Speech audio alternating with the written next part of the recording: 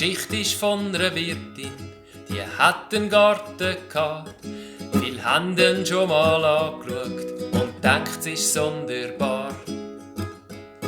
Weil auf der Schattenseite vom schönen alten Haus hat Unkraut nur so gewuchert, es ist gewachsen oben aus.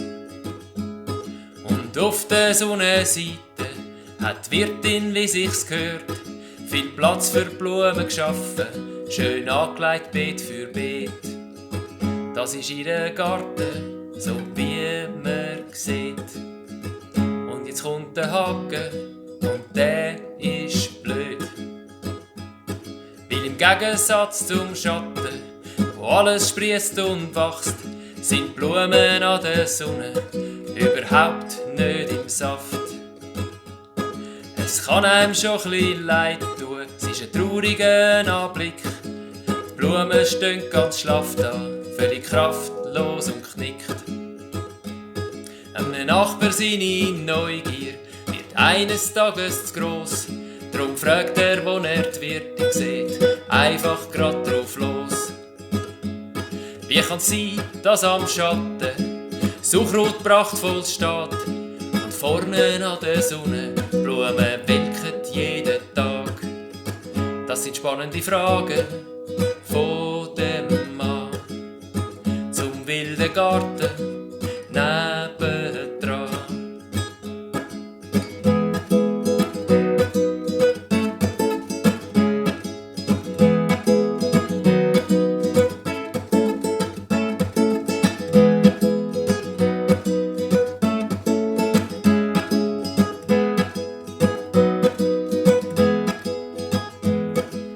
Die Wirtin schaut den Nachbar an, nickt und sagt dann klar, es ist richtig, was sie sagen, es ist traurig, aber wahr.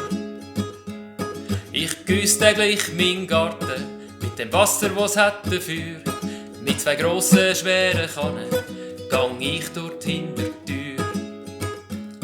Wenn ich im Schatten gegossen habe, in der frühen Morgenzeit, hat's für Blumenbeet im Sonnenteil nichts, wo übrig bleibt.